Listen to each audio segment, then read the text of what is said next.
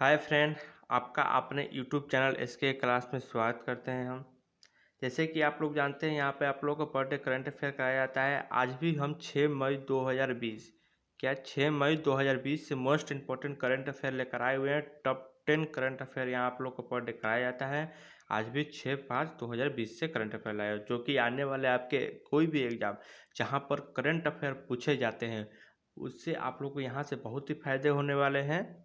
ठीक है, चलिए आते हैं, क्वेश्चन देखते हैं। अगर चैनल पर नए हैं तो इसके क्लास को सब्सक्राइब कर देना, बेल घंटी को भी दबा दीजिएगा और हो सके जितना हो सके अपने स्टूडेंट में, दोस्तों में शेयर जरूर कीजिएगा। ओके दोस्त, चलिए आते हैं क्वेश्चन नंबर फर्स्ट देखते हैं आज के क्या है करंट अफेयर का। क्वेश्चन नंबर फर्स्ट है, राष्ट्रीय विज्ञान और प्रौद्योगिकी प्रबंधन सूचना NSTMI द्वारा राष्ट्रीय विज्ञान और प्रौद्योगिकी सर्वेक्षण 2018 में किस देश को वैज्ञानिक प्रकाशनों में पहला स्थान प्राप्त हुआ है? मतलब वैज्ञानिक प्रकाशनों में पहला स्थान किस देश को प्राप्त हुआ है, ये बताना है।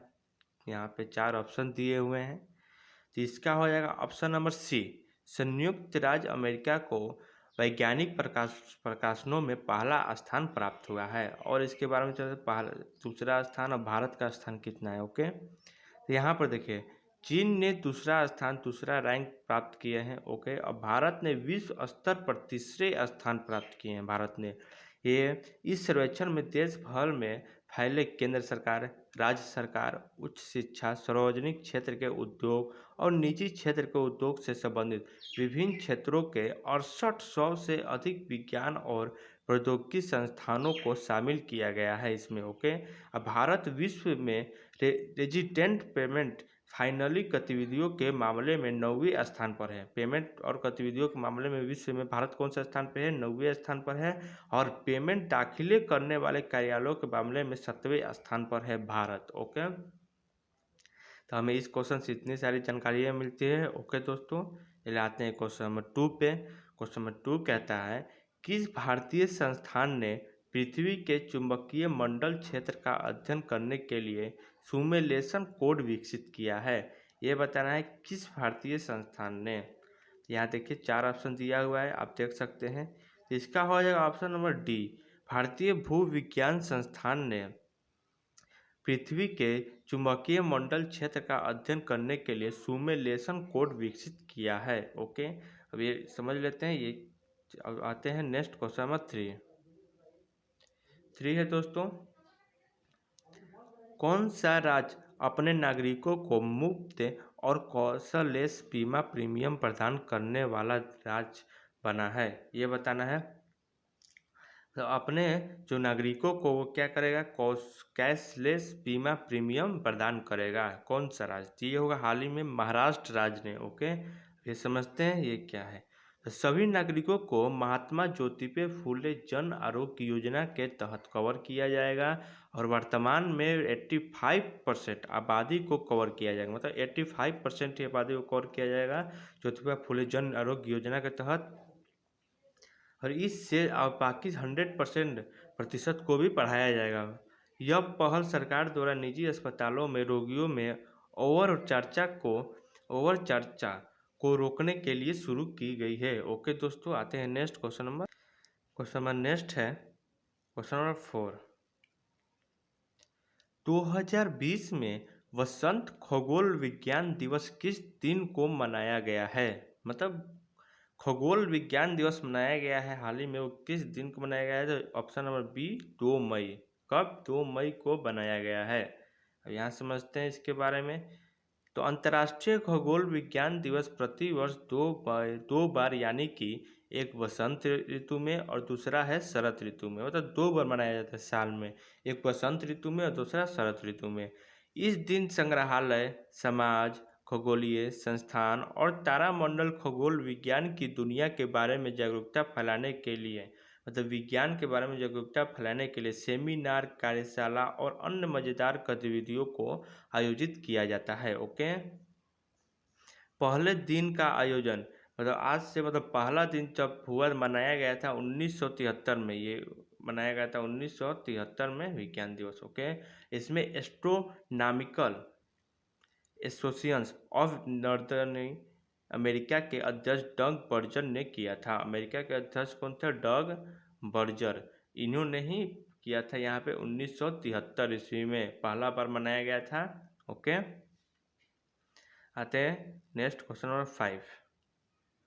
हाल ही में किस कश्मीरी उत्पादन को जीआई टैग प्राप्त हुआ? जीआई टैग किस से मिला है, किस से प्राप्त हुआ है?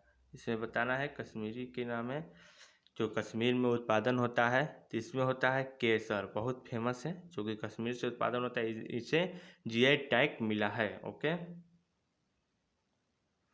यहाँ देखिए, कश्मीर केसर कश्मीरी के क्षेत्रों में उगाया जाता है, जिसमें आता है बड़गाम, किश्तवाड़ा, पुलवामा, श्रीनगर शामिल है। मतलब ये सब जगह पर उगाए जाते हैं। कश्मीरी केसर के लिए आवेदन जम्मू और कश्मीर सरकार के कृषि निदेशालय द्वारा शेर एवं Kashmir university of agriculture science and technology Kashmir और केसर रिसर्च स्टेशन ट्यूज के सहयोग से दायरे में किया गया है। ओके, दायरे में किया गया है। आते हैं क्वेश्चन नंबर नेक्स्ट देखते हैं, क्वेश्चन नंबर 6। अन्य राज्यों में फंसे हुए प्रवासी, जो अन्य राज्यों में फंसे हैं मजदूर, प्रवासी, कामगारों, छात्रों और अन्य लोगों को स्थानांतरित करने के लिए चलाई जाने वाले ट्रेन का नाम क्या है? उन लोगों को लाने का हाल ही में अब ट्रेन भी चलाया जा रहा है कुछ, और प्रवासी जो फंसे हुए हैं मजदूर, छात्र, उन लोगों को लाया जा रहा है अपने अपने गाँवों में। तो ट्रेन की नाम बताना है क्या है? प्रवासी ट्रेन, फेरी ट्रेन, समाधान ट्रेन, या राष्ट्रीय श्रम जगनन योजना, या श्रमिक स्पेशल ट्रेन। इसमें हो जाएगा ऑप्शन नंबर डी, श्रमिक स्पेशल ट्रेन चलाया गया। इस ट्रेन का नाम क्या है? श्रमिक स्पेशल ट्रेन। ओके, आते हैं क्वेश्चन नंबर 7। निम्नलिखित में से किस भारत ने American academy of arts and sciences में अंतर्राष्ट्रीय मानद सदस्य के रूप में चयनित नहीं किया गया है? ये बताना है। यहाँ 4 ऑप्शन देख लीजिए, 4 ऑप्शन है। तो इसमें हो जाएगा ऑप्शन नंबर सी, शोभा नरसिम्हन। शोभा नरसिम्हम। तो शोभा नरसिम्हन ने आर्टिस्ट साइंस में अंतर्राष्ट्रीय मानव सदस्य के रूप में चयनित नहीं किए गए हैं। ओके, बाकी देखिए 3 किए गए हैं, जेनिफर नुकिन और बीमन बाकाची और कविता सिंह को चयनित किया गया है। ओके, यहाँ आते हैं। Shobha Narasimhan Jawaharlal Nehru centre for advanced scientific research Bengaluru से है।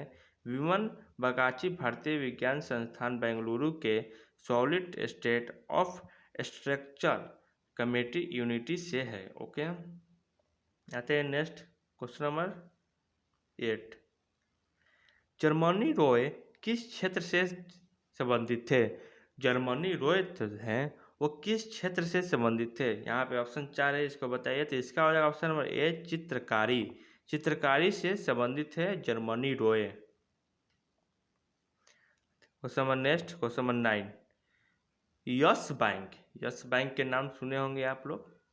ओके, के मुख्य जोखिम अधिकारी के रूप में किसे नियुक्त किया गया है? मुख्य जोखिम अधिकारी के रूप में किसे नियुक्त किया गया है, यहाँ बताना है। 4 ऑप्शन दिया हुआ आपको। तो ये होगा option number B, Neeraj Dhawan को यस बैंक के मुख्य जोखिम अधिकारी के रूप में क्या किया गया है? नियुक्त किया गया है। ओके दोस्तों, यहाँ समझते हैं कितने साल के लिए। तो 3 साल के लिए नियुक्त किया गया। नीरज कुमार को 3 साल के लिए नियुक्त किया गया है। वह आशीष अग्रवाल का पदभार ग्रहण करेंगे। पहले कौन थे? आशीष अग्रवाल। ओके, और 2 मई 2020 को कार्यालय ग्रहण करेंगे। मतलब 2 मई को ही ग्रहण कर चुके हैं। इससे पहले यस बैंक में खुदरा और व्यवसाय बैंकिंग के लिए मुख्य जोखिम अधिकारी का पद नीरज धवन के पास था।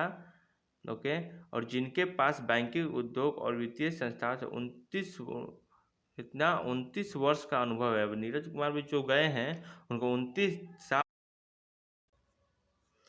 चलिए आते हैं नेक्स्ट क्वेश्चन नंबर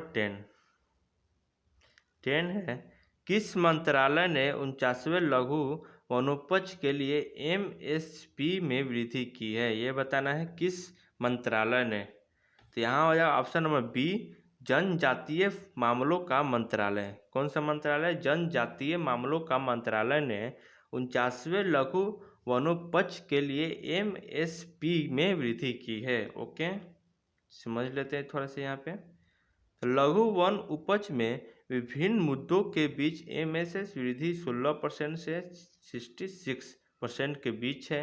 नवीनतम मूल्य निर्धारण से जनजातीय संग्रहणकर्ताओं की आजीविकाओं को जरूरी सहायता मिलने की संभावना है, क्योंकि यह कम से कम 20 राज्यों में गौण जनजातीय उपज की खरीद को तत्काल और बेहद आवश्यक गति प्रदान करेगी। ओके दोस्तों, आप लोग को यहाँ पे हम टॉप 10 क्वेश्चंस करा चुके हैं, जो कि आप लोग को पर डे कराया जाता है।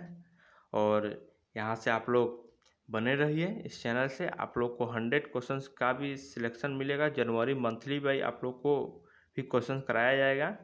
और आप मेरे वीडियो में अगर नए हैं, चैनल को सब्सक्राइब, लाइक और शेयर जरूर कीजिएगा दोस्तों। चलिए आज के लिए इतना ही, मिलते हैं नेक्स्ट क्लास कल। धन्यवाद।